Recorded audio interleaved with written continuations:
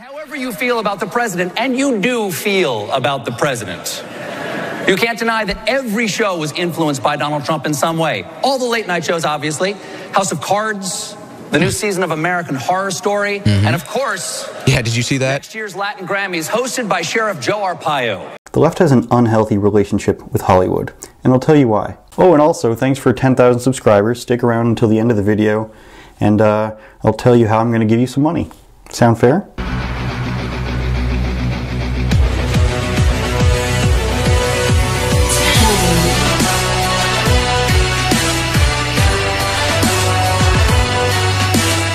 But all the things that the left cries about come from them. Hollywood is ruled by far-left social justice types, so why does it keep failing them? Because they forget that the people at the top, just like the DNC mind you, are business people who are about money. They don't actually care about them. They're people masquerading as social warriors and agents for social change, when actually all that matters is the bottom line. 'Cause that's the bottom line!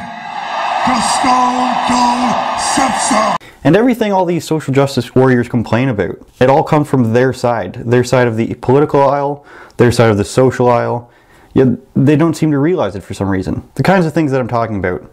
Unrealistic body types. This is bad somehow, but this is good. Again, good, bad. An angel. That's the word straight from Ashley Graham, who's making it clear she'd love to be the first plus-size model to walk in the Victoria's Secret fashion show. I think you know how to do a bicep curl. I believe every human being needs cardio. It keeps you healthy and fit. And when you're at a gym like this, the best thing to do is to sweat. Putting stereotypical roles, whether it's based on race or gender, in their own movies and then complaining about it. We also see how Hollywood will change movies just to suit the needs of, let's say, the Chinese government, so that they can sell movies there. A lot of movies aren't even available in all parts of the world, and we don't hear about that. Wonder Woman, they wouldn't release in parts of the Middle East because it stars an Israeli woman. Another one that, for some reason, they're okay with. The old hot wife and stupid or ugly husband scenario that we see all the time on TV. Got a little shell in there. Jeez. Alright, here we go. Come on, buddy. Take it to the edge. Take it to the edge. Take it to the edge. I got it. I got it. Damn it! It's okay if we portray people in Middle America as racist, stupid, fat, slobs, inbreds. That's all okay. But as long as people on the other side of the world are not offended, then we can make fun of our own people all we want. But the thing is, the other people on the other side of the world, besides the Chinese government of course, are usually not offended by these things. Here's a video of somebody asking Japanese people how they feel about whitewashing in American movies from Japanese culture. I believe Ghost in the Shell with Scarlett Johansson is the one they're talking about here. 綺麗。いいんじゃないですか。でも日本人がやるよりいいんじゃんって思うけどな。なんかアニメやからな、そんななんかな。目の色とか。確かに。ちょっと日本人離れした方がぽいやんな。ぽい。アニメ的には。ハードル高いんじゃないですか。なんかこの向こうの人はもっといいのが欲しいみたいな。ああ確かにな、金かかってるしなアメリカとか。なんで？なんでやろ。外人が見たら、こっち日本人が日本のアニメが見て、日本人がやる実写化見て、あ、なんかちゃうわってなるのと一緒みたいな。いや、わからないですね。全く想像もつかん。They don't care. These people are saying the right thing. It should be about their talent, not about who they are as an ethnicity. Now let's switch over to hip-hop, which if you watch my channel, you know that I obviously don't have a problem with it. I'm a big rap fan. But imagine everything they say in modern rap songs in any other context. It would be sexist, homophobic, patriarchy, of course. So what happens here is there's a conflict of interest. Most rappers come from places where they deem are underprivileged, or they have society or the government against them, so they're allowed to say what they want because it's their truth. There's no objective truth, it's their truth, and that's all that matters. If you watch All Eyes on Me, the Tupac biopic that came out, by the way, it's not very good, it's not nearly as good as the NWA movie, but if you watch that, you probably won't be as big as a fan of Tupac as you once were. You'll basically see that Tupac's mother is a violent communist who wants to overthrow the government, and Tupac is a guy who's had all the opportunities to step away from crime and violence, but he seemed really insistent on being involved with criminals.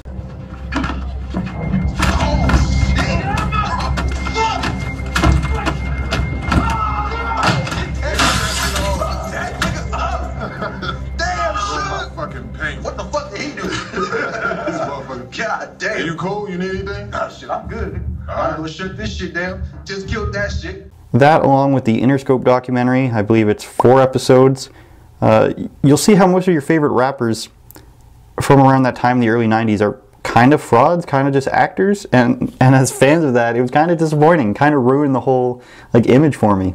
Of course, they're still really good at rappers, but just one example in the documentary I'm talking about is Ice Cube was upset that his friends got arrested for going around shooting at people and vehicles and houses with paintball guns. So one of his friends got arrested for that, and that's what prompted Ice Cube to write "fuck the police." Okay?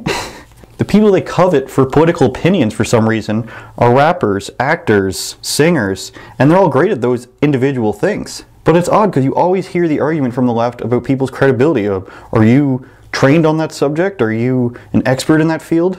But they consistently listen to entertainers who have no expertise other than playing a role and reading off of a teleprompter or script, screaming from the top of mountains about their virtue and applauding relentlessly and brainlessly.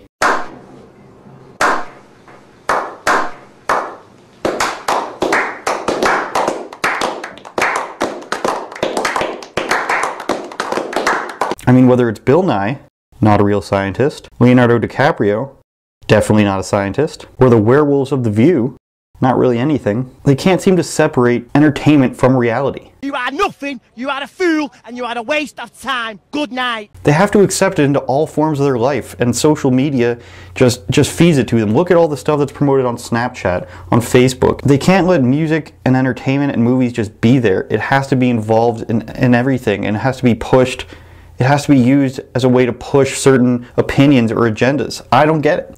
Now they found their new Jon Stewart, of course, in Jimmy Kimmel, who's a guy who makes tens of $millions a year and is now promoting healthcare that he seems to know nothing about. I mean, they only give the one side of the story every single time. It's broken up into 10-minute monologues with no rebuttals or no actual research done. It's just a guy who people like up there talking about something, and they're like, yeah, I like Jimmy Kimmel. He's a good guy. He must be telling us the truth. And they always do this thing where they fall back on, oh, he's just a comedian, or it's not his job to deliver the news. I mean, look at this kind of stuff Chelsea Handler is tweeting.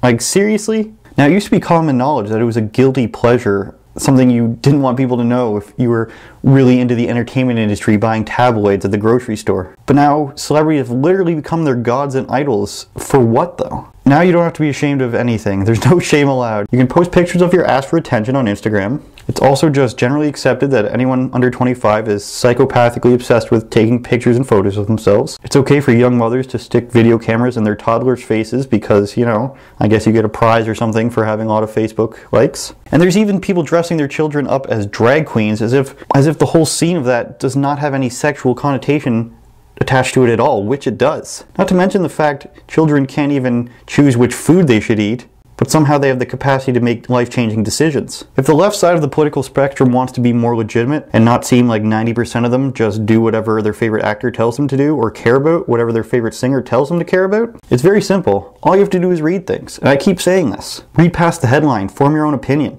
Or you can continue to think that everything is DEFCON 5, the world's going to end, and everything that Trump tweets is going to cause World War III. So they could take a step back there and start trying to bring up intellectuals who are leftists, instead of just saying everyone who disagrees must be X, they must be racist, they must be sexist, and therefore it's black and white. You're either on our side and you're for good and happiness and love, or you're on the other side and you're just racist and sexist. Which one do you think they'll do?